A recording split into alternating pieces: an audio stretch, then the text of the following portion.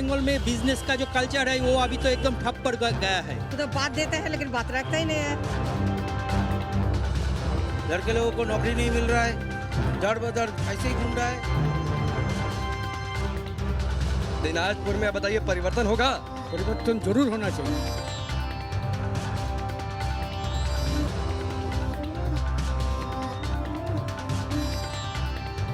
पश्चिम बंगाल के चुनावी सफर पर आप पहुंचे हैं दक्षिणी दिनाजपुर। दक्षिणी दिनाजपुर का अपना एक इतिहास है। स्वतंत्रता के पहले सिर्फ एक जिला था, दिनाजपुर। स्वतंत्रता के बाद जब हिंदुस्तान का विभाजन हुआ तो दो हिस्सों में दिनाजपुर बढ़ गया, ईस्ट दिनाजपुर और वेस्ट दिनाजपुर। ईस्ट दिनाजपुर पाकिस्तान में चला गया, पाकिस्तान के पूर्वी हिस्से में, जो कि अब बांग्लादेश का हिस्सा है, यानी बांग्लादेश में है। वेस्ट दिनाजपुर हिंदुस्तान में रहा और समय बदलने के साथ वेस्ट दिनाजपुर भी दो हिस्सों में बढ़ गया, नॉर्थ दिनाजपुर और साउथ दिनाजपुर। दक्षिणी दिनाजपुर में कुल 6 विधानसभा की सीटें हैं और अगर राजनीतिक समीकरण की हम बातचीत करते हैं तो इन 6 विधानसभा सीटों में से एक भी सीट पर भारतीय जनता पार्टी फिलहाल जीत नहीं पाई पिछले चुनाव में। इस चुनाव में क्या परिवर्तन होगा, क्योंकि भारतीय जनता पार्टी के तमाम बड़े नेता लगातार ये दावा कर रहे हैं कि परिवर्तन होगा। हम इस शहर में लोगों से बातचीत करेंगे, जानने की कोशिश करेंगे, उनके चुनावी मूड को समझने की कोशिश करेंगे। फिलहाल हम मौजूद है बालूरघाट में, जो कि डिस्ट्रिक्ट टाउन है। ये भी एक दिलचस्प बात है कि दिनाजपुर नाम से कोई जगह एग्जिस्ट नहीं करती है दक्षिणी दिनाजपुर में भी, और साथ ही जब आप नॉर्थ दिनाजपुर में जाएंगे तब भी नहीं। जो मेन जिला, जो शहर है, वो बालूरघाट के नाम से जाना जाता है। चलते हैं बालूरघाट में और लोगों से बातचीत कर उनके चुनावी मूड को समझने की कोशिश करते हैं।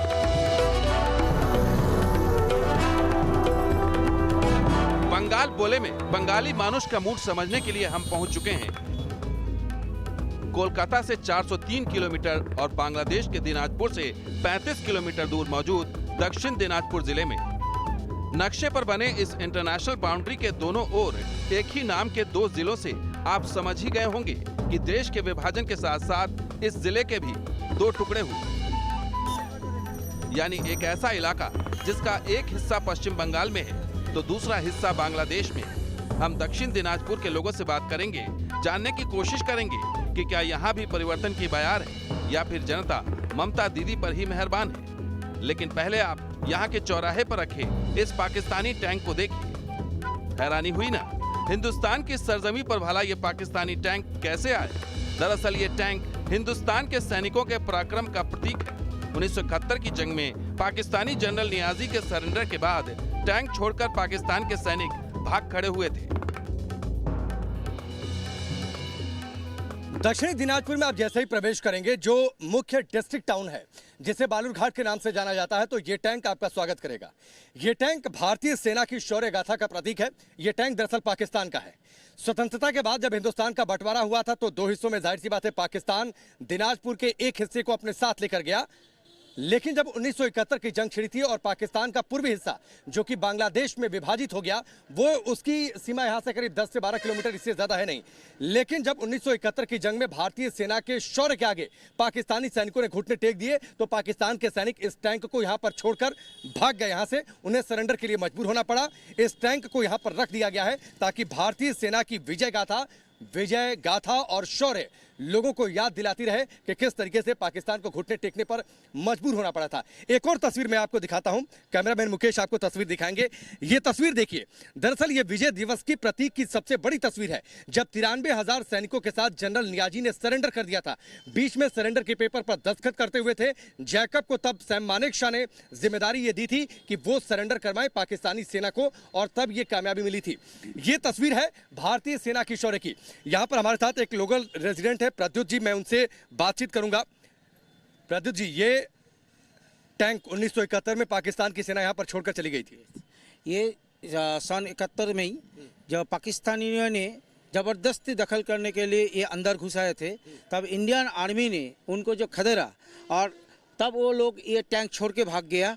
और इंडियन आर्मी ने यहाँ का लोगों के पास से जो सहायता मिली है इंडियन आर्मी को, तो उसी के स्थिति के लिए ये टैंक इंडियन आर्मी ने यहाँ पे रखे गए। भारतीय सेना को यहाँ के जो लोकल लोग थे उन्होंने सहयोग दिया था कि वो पाकिस्तान के खिलाफ अपने ऑपरेशन को तेज करें। यस, इसी के लिए ये टैंक बालूरघाट वासियों की स्थिति के लिए रखा गया है। दक्षिण दिनाजपुर का इतिहास तो आपने समझ लिया, लेकिन बंगाल की ममता सरकार के लिए क्या भविष्य तय करती है वो आप जानना चाहते होंगे। हम साउथ दिनाजपुर की जनता का मूड दिखाने से पहले आपको यहाँ का सियासी गणित जल्दी से बता देते हैं। जिले में हिंदू 73.55% है, जबकि मुसलमानों की आबादी 24.63%। 2016 के विधानसभा चुनाव में जिले की 6 विधानसभा सीटों में टीएमसी को 2, आरएसपी को 2, कांग्रेस और सीपीएम को 1-1 सीट पर जीत मिली थी। विधानसभा चुनाव में जिले में भले ही बीजेपी का खाता नहीं खुल पाया, लेकिन 2019 लोकसभा चुनाव में जिले की एकमात्र बेलूर घाट लोकसभा सीट से बीजेपी को जीत मिली। दक्षिणी दिनाजपुर में हम मौजूद हैं। दक्षिणी दिनाजपुर में बालूर घाट की ये मार्केट है, मेन डिस्ट्रिक्ट की ये टाउन है। लेकिन यहाँ के लोगों का चुनावी मूड क्या है, लोग क्या सोचते हैं आने वाले चुनावों पर, लोगों के मुद्दे क्या रहने वाले हैं, क्या सोचकर वो मतदान करेंगे। भारतीय जनता पार्टी की ओर से बार बार परिवर्तन की बात जिसे नकार रही है ममता बनर्जी, लेकिन लोग क्या सोच रहे हैं। आपका नाम क्या हुआ? मेरा नाम रणबीर बनिक है, शुभ नाम। क्या करते हैं आप? मैं एक बिजनेसमैन हूँ। बिजनेसमैन है। तो बिजनेस बालूर घाट में ठीक चलता है कोरोना के बाद? देखिए, बालूर घाट तो हमारा प्रांतिक टाउन है। हाँ, आप और हम जहाँ पे खड़ा हुआ है वहाँ पे 4 किलोमीटर का अंदर इंटरनेशनल बॉर्डर है। ये इंडिया में कोई भी डिस्ट्रिक्ट हेडक्वार्टर का नहीं है, एकमात्र बालूर घाट का है। लेकिन क्या है कि वेस्ट बंगाल में बिजनेस का जो कल्चर है वो अभी तो एकदम ठप पड़ गया है, क्योंकि हम लोगों ने देखा है कि बाम के जमाने क्यों ठप पड़ गया? ममता बनर्जी का शासनकाल, कहती हैं सब कुछ बढ़िया है, परिवर्तन नहीं हो सकता है राज्य की सत्ता में। आपको क्या लगता है, परिवर्तन होना चाहिए कि नहीं? जरूर होना चाहिए परिवर्तन। क्यों होना चाहिए? क्यों होना चाहिए? परिवर्तन होने से इंडस्ट्री आएगा। अभी इंडस्ट्री तो आसमान में नहीं बन सकता ना। दीदी जमीन नहीं देगा इंडस्ट्री के लिए तो कैसे बनेगा इंडस्ट्री? आप महिला हैं, ममता बनर्जी से खुश हैं? नहीं क्यों? না ওনার কার্যকলাপ আমাদের ভালো লাগে না, কারণ আমাদের চাই আমরা বিজেপিতে আমরা এবার उनका काम अच्छा नहीं लगता? बीजेपी আচ্ছা নেই, বিজেপি চাই। देखिए थोड़ा बहुत बांग्ला में भी समझने लगा। হ্যাঁ বাংলাই বলবো। अच्छा, आप बताइए, ममता बनर्जी के काम से आप खुश हैं? महिलाओं के लिए कुछ किया उन्होंने? कुछ किया कुछ नहीं किया, और भी करना चाहिए था, सबके लिए सोचना चाहिए था। वो तो बात देता है लेकिन बात रखता ही नहीं है। अच्छा, बात कह देती हैं, बात पूरा नहीं होता। हाँ नहीं नहीं नहीं बोल देते हैं हम ये करेंगे वो करेंगे बस। नहीं तो इतना गुस्सा आप हो गई ममता बनर्जी पर, बताइए कुछ तो किया उन्होंने? नहीं नहीं मेरे को कुछ नहीं किया, लेकिन देखे हम लोग यहाँ पर जो रुपया देने के लिए मांगा, हम लोग तो ये कर रहे थे ना, वही अरे मिथिला जमराज शारदा वर्दा कर रहे थे, सभी को रुकता कर पैसा ले लिया। आपकी उम्र हो गई दिनाजपुर में, बताइए परिवर्तन होगा? परिवर्तन जरूर होना चाहिए, क्यों होना चाहिए? क्योंकि ये 34 साल वाम जमाना था, उसके बाद ये 10 साल के लिए आया है, परिवर्तन करने के लिए आया था। अच्छा, ये बात परिवर्तन हो गया, उनकी पार्टी के सब लोग छोड़कर उधर जा रहे हैं, बताइए। हाँ, यही परिवर्तन हुआ ना। दक्षिण दिनाजपुर के बलूर घाट के मेन मार्केट में लोगों से बातचीत में हमें ये पता चल गया कि यहाँ के ज्यादातर लोगों में ममता सरकार के खिलाफ नाराजगी है। बेरोजगारी, भ्रष्टाचार, घोटालों को लेकर लोगों में गुस्सा है।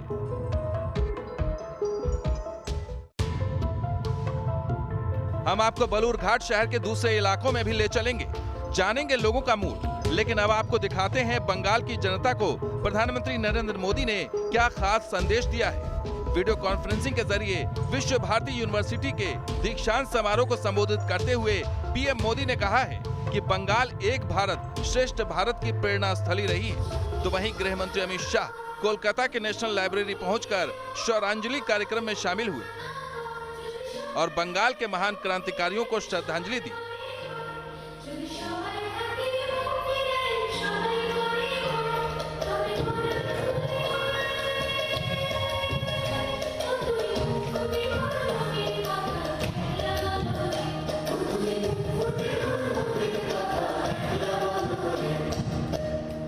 बंगाल ने अतीत में भारत के समृद्ध ज्ञान विज्ञान को आगे बढ़ाने में देश को नेतृत्व दिया और यह गौरवपूर्ण बात है।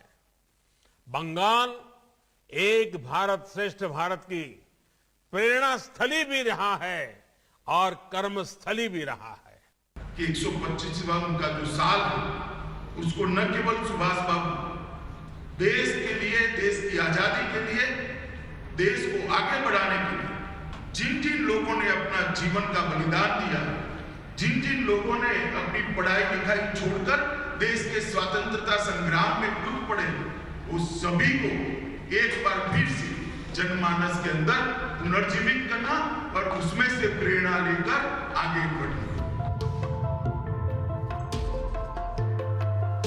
देश के गृह मंत्री अमित शाह हर महीने बंगाल आ रहे हैं, लोगों से मिल रहे हैं, तो वहीं आने वाले दिनों में पीएम मोदी की भी यहां तूफानी रैली होने वाली है।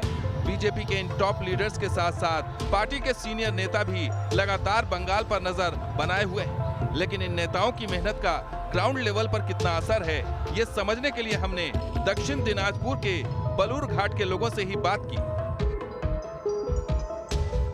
राज्य की सीएम खुद एक महिला है, आपको लगता है परिवर्तन होगा? वो तो कह रही है बीजेपी की जो परिवर्तन की बात है वो झूठी है। नहीं, ये सच्ची है। यहाँ का जब परिवर्तन होगा वो भाजपा का पक्ष में ही होगा। तो उसी के सारे आप लोग हैं कि परिवर्तन शायद हो जाए। हाँ, अवश्य हो जाएगा।